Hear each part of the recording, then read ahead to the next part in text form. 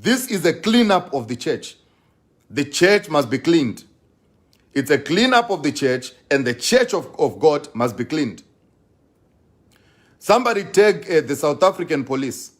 They must do a revisit. I see somebody says the CRL was paid over 15 million rands. I don't know how true is that. I can't confirm that. That I don't know if it is true or not. I can't confirm. But I'm calling upon the CRL to do a revisitation to this matter. This matter cannot just die just like that. This matter cannot just die like that, I'm telling you. Elliot is somewhere, and Elliot is still alive. Elliot is not dead. I'll tell you why I'm saying Elliot is not dead. Because I'm the one who paid the Zimbabwean newspaper. I'm the one who paid the Zimbabwean newspaper, and I told the Zimbabwean newspaper that there is a rumor that I heard that Elliot is dead. And they did their own investigations that they did, and I think whatever people were paid in Zimbabwe just to fake the death of Elliot, and then afterwards, the newspaper that I paid, they published in the newspaper that Elliot dies. I have the proof. I have the proof of charts. I have the charts. I was talking to the guy in Zimbabwe, the editor of the first newspaper in Zimbabwe, who released the first article of the death of Elliot. I still have the charts in my phone.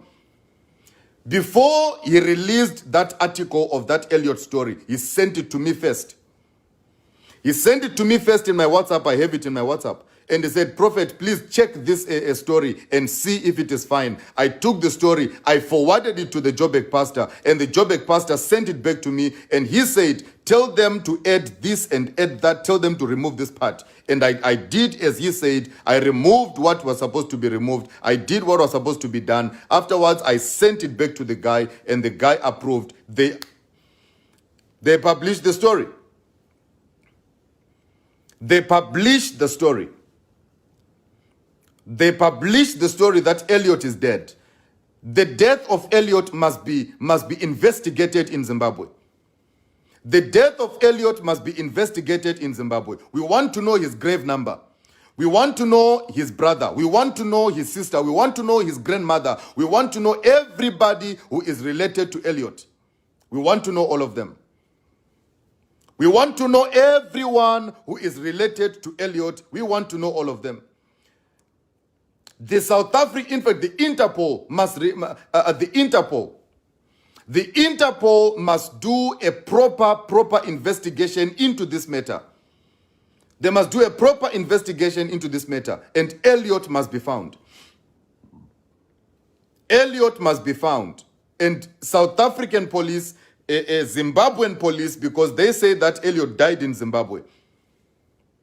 They say Elliot died in Zimbabwe, and they say Elliot is dead and whatnot. I want the CRL to invite the Joburg pastor. They must sit down with him, and they must ask him live on television, tell us what happened to Elliot. Tell us what happened to Elliot. We want to know. Even Brenda, the other lady who was involved also in the arrangement of the Elliot story, she is there in Zimbabwe. She must also be investigated. She must also be investigated. Where is Elliot? Where is Elliot, and what happened to Elliot? How come the pictures of the coffin of Elliot was never published in any newspaper in South Africa or in Zimbabwe? How come the pictures of the funeral were never published anywhere? How come this thing was just published, and then the next thing South Africa picked it up, the next thing this media house is picking it up? Because if you revisit every media house that reported about the death of Elliot in South Africa, they were not reporting first-hand information. They were reporting hearsay. If I'm lying, then I don't know. If I see somebody says you were part of the movie, so you must go to jail. Oh, well, if bribing a journalist to write an article is an offense, then I'll go to jail for that. But the matter remains. All these people who are coming to comment nonsense here, keep your eyes on the ball. Don't run away. Don't run away from the main issue. Let's keep our eyes on the ball. The ball is the Joburg pastor. The ball is the Joburg pastor. There's a pastor. There's a pastor who drove to the gate of the church in Johannesburg. He drove to the church, to the gate of the church in Johannesburg, and he parked his car outside. He came out of the car. He knelt down on his knees and he said, a pastor so and so, come out. Let us talk as pastors. He was nowhere to be found. The next thing he gets into the church, he started saying, show me your church and I will show you who you are. You are nothing. Why is he not coming out to tell Jayisrael that you are nothing?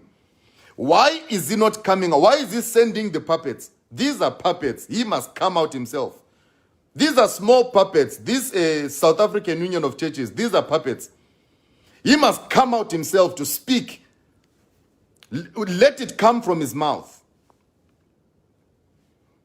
Let it come from his mouth. Let it come from his mouth.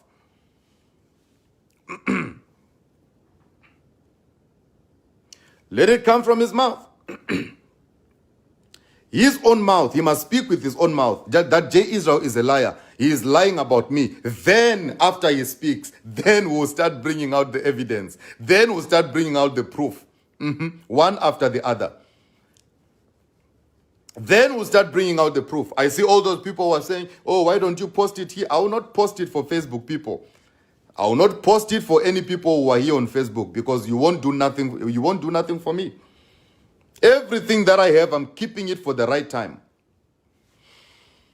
I'm keeping it for the right time. You know? He must come out. He must come out by himself. I'm calling upon the Joburg pastor. I'm calling upon the Joburg pastor, if he is really a true man of God as he's claiming to be. He must come out and speak what I'm speaking. Before I even begin to bring out everything that I know about the women who are being abused in that penthouse. Before I begin to bring out everything that I know about the girls who are being abused in that penthouse, about the married women who are being slept with in that penthouse that they bought for him on his birthday, before I begin to bring everything out, let's first of all, let's keep our eyes on this ball here. We are talking Elliot. Where is Elliot? On his birthday, they bought him a penthouse, I think, and a car or something. And then he lies to his wife. He lies to the church that is praying at the penthouse. The last time I went to the penthouse, he had wine in the fridge. Offered me some wine and everything in the fridge. How can you have wine in a place of prayer? If I am lying about this, you say it is a place of prayer, but you are keeping wine in there. You say it is a place of prayer, but you are keeping wine inside. Do you know how many women have told me that I was invited to the penthouse? Do you know how many women who were abused by this same charlatan that all of you are busy protecting out here on social media, protecting? I'm not talking about consensual sex. I'm talking about a scenario where a woman is lured. Things are used. Some of them were told, stand up, kiss me. From the blue, stand up and kiss me. Just from the blue. From the blue, stand up and kiss me. And then they started kissing. The next thing, he's touching the bums, he's touching the this. There is one girl.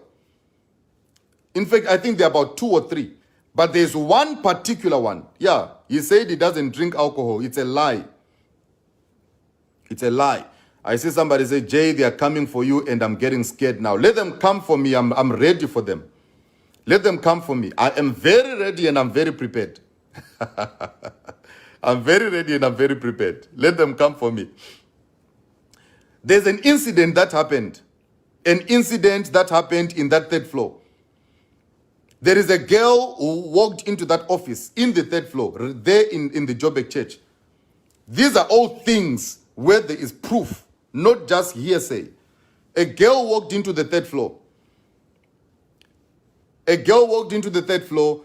After some time, that girl walked out. In fact, she dashed out of the 3rd floor, running out of the 3rd floor.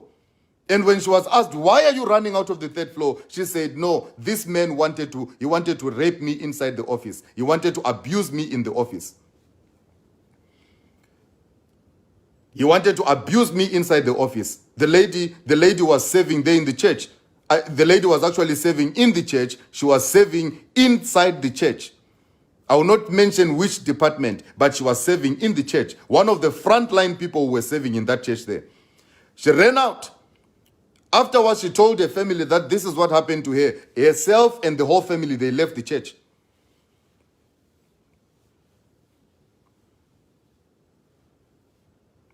Yeah. Herself and the family, they left the church after that thing happened. Is it a lie? It is true. Are the bishops not aware? They are aware. The bishops are very much aware.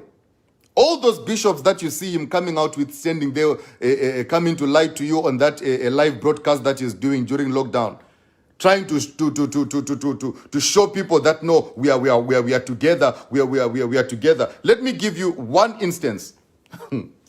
One instance that happened. All the bishops are part of this scam. All of them.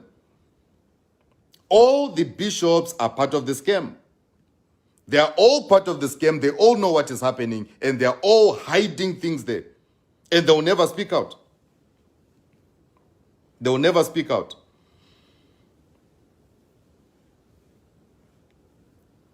They will never speak out.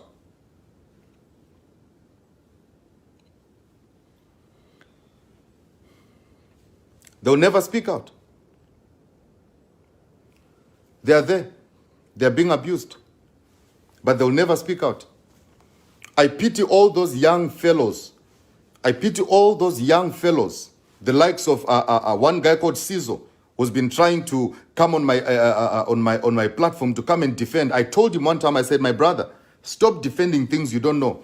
You love God too much. You love God too much. I know you. His name is Sizo. He's in the media department in that Joburg church. Yeah. He's in the media department. I told him straight up, I said, listen, my brother, you love God. You must serve God. Then he was coming out. Oh, no, bro. Hey, what? I said, oh, I pity you. If only you knew. If only you knew, you were going to keep quiet. One of the bishops there, who is the father of a guy called Watson. Watson is in the media department. Watson is the guy that many people thought was Elliot. His name is Watson. Very innocent guy. A guy who loves the Lord. A guy who loves to pray. A guy who is so spiritual. A guy who's in it for God and is not in it for anything. Very, very, very, very, very innocent guy. When Elliot was raised, people wanted to kill that guy, thinking that he's Elliot, because the people were saying that they look the same. The father of that guy, his name is Bishop Shepherd. He's there in that church, Bishop Shepherd. At one time, there was a lady who was raped in the church. There's a lady who was raped in the church, a lady that the Joburg pastor slept with.